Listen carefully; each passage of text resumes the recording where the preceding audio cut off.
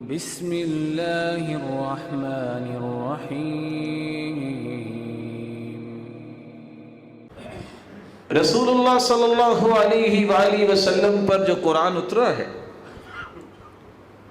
جب سے امت نے منہ پھیرا ہے اس قرآن سے، ذلت اور رسوائی اس کا سبب بنا ہے، جس کو اللہ کا ہی پتہ نہیں۔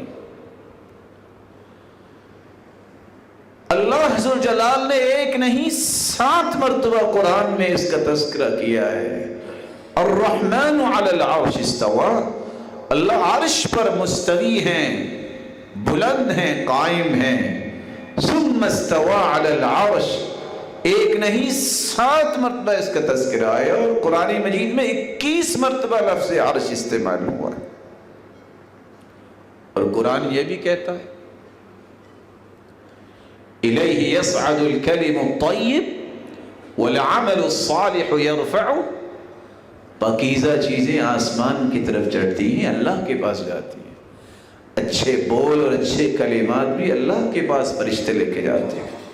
تعرج الملائکۃ والروح، فرشتے اور جبریل امین زمین پہ اترتے بھی ہیں تو واپس اللہ کے پاس جاتے ہیں۔ لیکن تعجب اس بات کا ہے، جس شخص کو اللہ کی معرفت نہیں، وہ اللہ کے احکامات کی معرفت کیا حاصل کر سکتا؟ کسی نے یہی کہہ دیا کہ اللہ ذو الجلال، نعوذ باللہ من ذالک، کسی نے ماننے سے انکار کر دیا، جیسے ملحدین آج یہ کہتے ہیں۔ قرآن نے ان کو دہریہ کہا ہے، وما یہلکنا الا الدہر، کہتے ہیں بس دنیا کا ایک نظام ہے، ایک مرتا ہے تو وہ روح کسی اور میں چلی جاتی ہے۔ یہ دہریوں کا دین ہے جس کو اللہ ذو الجلال اور اللہ کے پیارے محبوب نے پیش نہیں کیا۔ کسی نے یہ کہنے میں بھی جرت کی، اسے کوئی حیا نہیں آئی، وہ کہنے لگا اللہ کی ذات کو مانتے ہیں لیکن وہ آدم کی شکل میں تھے، اسی لیے تو آدم کو فرشتوں نے سجدہ کیا۔ آج لوگ اس فکر کو پیش کرنے والے کو بھی مولانا رومی کہتے ہیں۔ کسی نے اس سے آگے بھی کہنے میں کوئی عار محسوس نہ کی اور کہا کہ ہم مانتے ہیں اللہ کی ذات ہے، لیکن اللہ کی ذات مدینے میں اتر آئی تھی محمد مصطفیٰ کی شکل میں، نعوذ باللہ من ذالک۔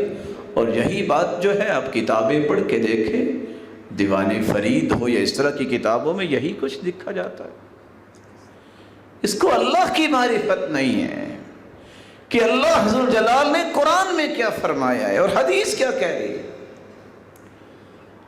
اور کسی نے اس سے بھی آگے بات کہہ دی، کہا جو کچھ تمہیں نظر آتا ہے یہ اللہ کا عکس ہی ہے، اللہ ہر چیز میں موجود ہے۔ اور کسی نے تو من گھڑت باتیں کر کے کہ کسی کا دل نہ توڑنا اس میں اللہ رہتا ہے، یہ سب خلاف شریعت باتیں ہیں جس کی کوئی قرآن و سنت کی دلیل نہیں۔ اور بعض ایسے بھی بدبخت آئے جن کو کہتے ہوئے کوئی شرم اور حیا نہ آئی، اور کہہ گئے وَمَا الْكَلْبُ وَالْخِنْزِيرُ إِلَّا إِلَٰهُنَا، کہ یہ کتا بھی ہمارا رب ہے۔ ظالموں نے کہہ دیا، اور خنزیر بھی، کیونکہ اس میں بھی ہمیں انوار الہی نظر آتی۔ جس کو رب کی پہچان حاصل نہیں ہوئی، یہ ظالم ہمیشہ دنیا میں ذلیل ہوتا ہے اور آخرت میں بھی ذلیل ہوگا اگر توبہ نہیں کرتا۔ اللہ کی پہچان تو سب سے پہلے حاصل کی جائے کہ اللہ رب العزت سب کے خالق و مالک ہیں، مقادر مطلق ہیں، 7 آسمانوں اور زمینوں کے خالق و مالک ہیں، اور اللہ ذو الجلال عرش پر مستوی ہیں۔ اس کی شان جس طرح عظیم ہے، اس کی عظمت یہ ہے کہ وہ ذات کے اعتبار سے عرش پر ہے، لیکن اس کا علم اور قدرت دنیا کے ذرے ذرے میں ہے۔ صحیح مسلم کی روایت ہے، آج ایک نئی مصیبت آ گئی کہ کسی کے عقیدے کو چھیڑو نہ اور اپنا عقیدہ چھوڑو نہ، یہ بھی جاہلوں کی کھڑی ہوئی بات ہے۔ صحابی کہتے ہیں میں اپنی لونڈی کو آزاد کرنا چاہتا ہوں، فرمایا لاؤ اسے۔ این اللہ، صحیح مسلم کی روایت ہے، اللہ کے رسول نے اس سے پوچھا آپ نے فرمایا بتاؤ اللہ کہاں ہے؟ فَأَشَارَتْ بِيَدِهَا إِلَى السَّمَاءِ، اس لونڈی نے کہا، کالے رنگ کی لونڈی نے، کہ اللہ آسمانوں میں۔ آپ نے دوسرا سوال کیا، من انا، میں کون ہوں؟ وہ کہنے لگی انت رسول اللہ، آپ اللہ کے رسول ہیں۔ دو سوال اور دو جواب۔ اللہ کہاں ہے؟ کیا اس کو پتا ہے اس کا مالک کہاں ہے؟ کیا اس کو پتا ہے کہ قیامت تک کے لیے پیغمبر اور ہادی اور مرشد اور آئیڈیل اور رول ماڈل کون ہے؟ دونوں جواب صحیح دیے۔ آپ نے فرمایا اعتقها فإنها مؤمنہ، جاؤ اسے آزاد کر دو، یہ مومنہ ہے۔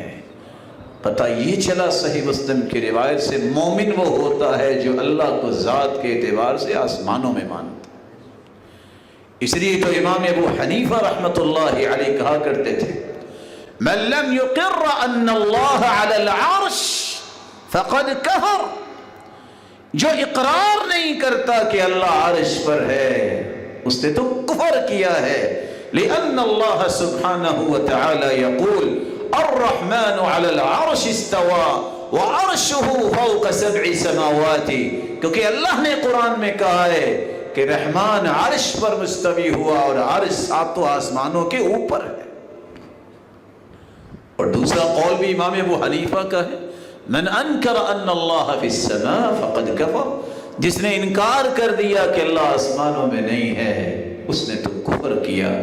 اللہ ہمیں اپنا صحیح تعارف نصیب فرمائے، اور صحیح ترین تعارف اگر اللہ ذوالجلال کا اور اس کے محبوب کا پیش کرنے والی کوئی کتاب ہے تو اس کو قرآن کہتے ہیں، اس کو اللہ کے رسول کے فرامین پر مشتمل حدیث کی کتابیں کہتے ہیں۔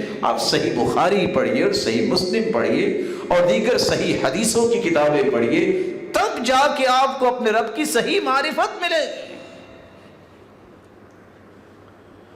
ایسے بدبخت بھی آئے جب کسی سے کہا گیا کہ اللہ سبحانہ و تعالیٰ تو بلند ہے، آسمانوں پر ہے، تم کہتے نہیں ہو سبحان ربی الاعلی، لیکن جن کی قسمت جو ہے وہ بد ہو جائے، اللہ نے فیصلے کر دیے ہوں، وہ ظالم کہتا ہے پھر کیا ہوا، میں سبحان ربی الاعلی نہیں کہوں گا، میں کہہ دوں گا سبحان ربی الاسفل، میں نچلے رب کو کی پاکی بیان کرتا ہوں، والعیاذ باللہ، استغفر اللہ ربی من کل ذنب واتوب الیہ۔